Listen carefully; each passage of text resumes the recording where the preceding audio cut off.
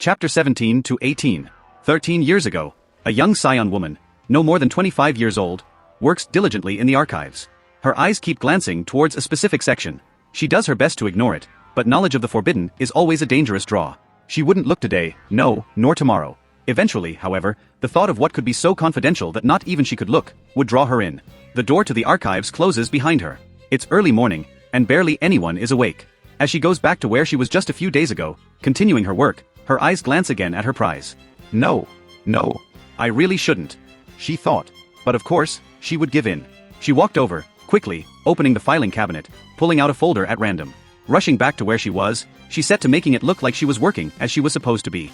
Inside, her heart slammed within her chest, the thought of the forbidden nature of what she had just done. She opened the file and began reading. What she read would inevitably set her down the path to execution. The words at the top of the page leaped out at her, bringing a deep smile to her face. A quick check of a secondary file, and she knew exactly what she needed to do. 1 year later, 12 years before current time period. They came for her in the middle of the night. There were no signs, no warnings. 1 second she is deeply asleep, the next her door is off the hinges, slamming through the wall on the opposite side. The moment the door had crashed open, she was already rolling out of bed, building energy in her palms. With a grunt, she releases the energy at the open door, while letting the energy force her through the window behind her. The energy from the attack destroys the entire floor, causing the floors above to begin to cascade down upon them. She flips through the air, before flying off at a rapid pace. Her scouter lights up, showing that at least one of her attackers survived. She spins, rotating on the spot, dropping between 2 other buildings. As she drops, she reaches to her wrist, pressing several hidden buttons on the bracer she is wearing. The bracer heats up, absorbing her energy, causing it to quickly drop from the near 80k it was, to below 5k. The loss of energy is staggering, but worth it as it would hide her from the scouters. She lands hard on the street, taking off down the alley to her left. Thankfully, I planned potential escape routes well before this, she thinks as she slams through the always locked door at the end of the alley. Down a set of stairs, she finds the maintenance door that leads to the underground water supply system. She yanks her scouter off, crushing it in her hand, before pulling a small communicator out of her pocket. A quick tap brings up the single contact. Ihara? What is it? The voice comes through. I've been discovered, Arkansas. One of the strike forces came for me, Hara explains as she continues running down the pitch-black tunnel. Are you on your way out of the city? Ark asks. Yes. I'll be at the meetup spot in less than 20 minutes. The bracer works perfectly, by the way, she explains as she takes a quick turn. Good. I'll grab my pack, and be there soon as well. Wait, shit. They've put out a general alert for you. They are calling it treason, Hara. Ark exclaims. Shit, you should stay. They don't know of our involvement. If they did, they would have come for you already. I'll be fine on my own. As long as I can get out of the city, I can make it to the mountains. They won't find me there, and I can raise her on my own. I'll be fine, Hara says as she starts climbing a final set of stairs. Alright, I don't like it, but it must be done. If you need anything, you know how to contact me. If there are complications, contact me immediately. She's too important to lose, Ark says, before ending the contact. You're the doctor, Ark, she whispers, into the empty handset. Hara cracks open the door on the far end, glancing out. The street is empty, but she can see several flashes of light high above, streaking across the city. Reaching up, she puts her hair into a ponytail, before using her energy to slice everything below the band off. Letting her hair fall back down, she shapes it slightly. With a huff, she pushes out the door, quickly cutting across the street. It was slow going, but she made it to the edge of the city, before launching herself off the ground, and into the air. Though she had barely 5k worth of energy, she was able to set a good pace. Less than 3 hours later, as the sun began to rise, she finally dropped downward, into a well-hidden opening in the side of the mountain. There was no door, nor any furniture. A hole in the wall, for better or worse. Hara knew, however, that she could form new rooms using her energy to carve it out. It would be tough, and scary, but she was a scion warrior. They may have condemned her actions, but this was worth it. For you, honey. And for science everywhere, she whispered as she wrapped her arms around her slightly swollen stomach. 5 years later, 7 years before the current time period. Again, honey, Hara yelled as she rushed in. The little girl brought her guard up, as she set her feet apart. Her mother's punch slammed into her crossed arms, pushing her back, but not knocking her away. At almost 5 years old, she was pushing herself to the limit. She didn't understand why they lived so far from everyone else, or why they had to hide their power levels, but she was a good girl who would do as she was told. Hara flipped through the air, bouncing off a wall, coming back in with a set of spinning kicks. One missed entirely, as her daughter dodged, but the other was caught in the tiny hand of the child. The hand gripped hard, the bone beneath it creaking, as she was whipped through the air. With a loud crash, she was slammed full bodily into the wall, sliding down to the floor. A quick check told her that at least one of the bones in her back was fractured, and her ankle was mush. Honey, help mommy into the healing tank, please? She asked. She quickly came over, lifting her mother up, and carrying her from the large room they used for training. As she was placed into the healing machine, she smiled, thinking of Arkansas. The man had come through for them, helping them with supplies, and even bringing them a healing machine. Even though she wasn't his daughter, he always treated her as such. Hara thought that he would have made a great father.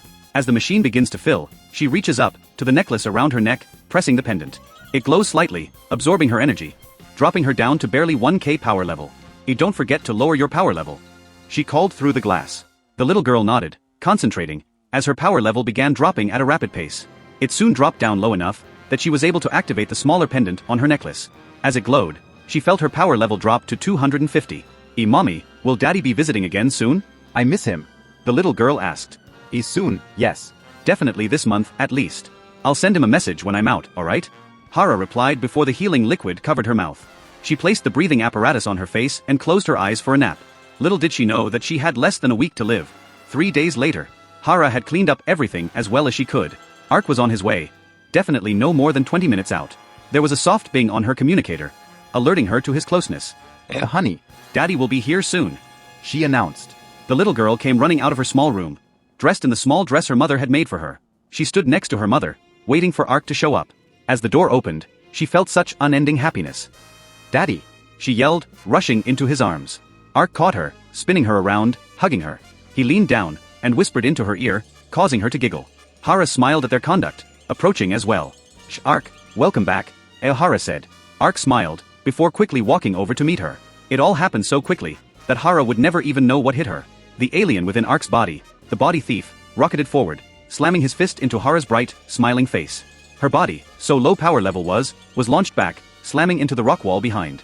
There was a sharp crack, as her head slams into the wall, knocking her unconscious. Daddy, no," the little girl screamed, twisting in his arms. Without a single word, he reaches up, injecting a long vial of liquid into her neck. She quickly falls asleep, her struggles ending. Ark reaches down, pulling out a scouter from his hip pouch, placing it on his ear. "Captain, I've captured the target. I've got the little girl as well," he says. Good. "Search the compound for the blood sample. If you don't find it, let me know. Lieutenant Gruz will be at the location momentarily to pick up the renegade and the girl." The voice responds. Copy that. He replies, grabbing Hara's arm, before heading to the entrance. Lieutenant Gruz lands outside and is quickly past the two unconscious girls. "You did good, kid. As agreed, you can keep the Scion body," Lieutenant Gruz tells him. "Thank you, LT. I'll get to searching," he says, before heading back in. Gruz flies up, till he's floating half a mile above. His wait won't be long, so he simply waits. Less than 20 minutes pass by, before his scouter beeps. "Yes, Captain?" Gruz asks. No sign of the blood sample. Make sure there are no loose ends," the captain orders, before clicking off. Raising one hand, Lieutenant Gruz, future captain of the 14th Strike Force, concentrates. Without a single sound, a blast of energy is released. With a flash, it connects with the mountain, bathing the area in bright blue light. As the smoke clears, nothing remains. Gruz clicks his scouter, double-checking, but finds no living energy below. Planet Vegeta. 2 days later. Hara, You stand accused of treason, murder, and theft of Empire secrets. how do you plead? King Vegeta asks, from the dais. Hara is silent, glaring at King Vegeta. I see. I shall take your silence as an admittance of guilt. Before I pass judgment, I will give you a final chance. Tell us where the blood sample went, and your death will at least be quick. Vegeta says. I'll tell you nothing. Everything I did for us. Hara screams out. You would hide our legends. You would have us cower beneath a tyrant when true power is at our fingertips? Yet you claim that I'm the one committing treason? One day, our people will know the truth. With a yell, King Vegeta was at her throat, slamming her into the wall. What did you do with the anomaly's blood? He screams into her face. Hara spits in his face and stays silent. King Vegeta throws her onto the ground. Take her away. Make sure she screams for days. If she won't answer in a week, kill her. He orders. The two Scions standing at the door salute, before grabbing her and taking her away. King Vegeta returns to his seat, huffing. What about the girl? Any news there? He asks one of his advisors. We checked her. While her power level is in the upper 200s, she has none of the markers. He answers. I see. Do with her as you please. He decides. Planet Vegeta. 7 years later, KLL. Mind's eye activate. Flash. As I'm laying bed, I suddenly sense danger. I roll out of bed, but it's already much too late. A sickly green ball of energy is visible outside of my window, as it slams into the apartment tower I currently live in. There is a moment where I prepare to use instant transmission to escape, but it's moving too fast. The blast of energy decimates the area, taking me with it. Mind's eye deactivate. I roll out of bed, using instant transmission to pop 500 feet above my apartment tower. Looking down, there is no sickly green ball of energy ready to slam into my building. I sense no one with a power level high enough to one-shot me, anywhere near the area. My heart is pounding in my chest. The panic died down as Gamer's mind takes over. I drop down, landing on a building across the way, and drop my power level down to 1, so no one could possibly track me. I watch the area for the rest of the night, but no sudden attack ever comes. What the fuck was that? I think as I clutch the bandages wrapped around my head, covering my left eye. Shortly after returning from Namek, I had been approached by one of the local doctors.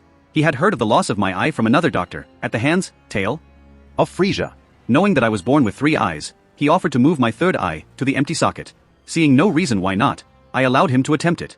Waking up from the surgery, nothing appeared to have changed. My character sheet remained the same, showing that I still had all the abilities the third eye gave to me. Within days, however, I noticed a very important difference. Everything I saw out of my new left eye was slightly slower than the right. It seemed it was slightly slower at processing what it was seeing. It wasn't a big deal, and having the full field of view was still a huge boon. This morning, though, a flash of the future that never came, I didn't like it. I didn't like it one fucking bit. Thankfully, I didn't actually need to sleep that long. Sleeping for an hour was enough to completely refill my HP and energy, so it wasn't a huge loss. It did have me worried though. If it happened again, and my reaction was slowed by indecision, it could easily prove fatal. I had far too much to do to die already. I was finally really enjoying myself, now that I was top of the heap. Interlude 4. Planet Vegeta. So wait, when did everyone ascend? I was gone for barely a month. KLL returned from his trip beaten, and tired, but with hope for the future. The Scions were quickly ascending as many as 2 or 3 a month. He expected that this trend would continue, even increase, as more ascended. With each being able to push the other Scions to new heights, it was only a matter of time before each ascended. This worked well for KLL's plans. When the next threat arrived, it wouldn't be a small group of 2 or 3 defenders there to defeat it. Instead, they would meet an army of Super Scions. Planet Vegeta. Come on, Bara, you can do it.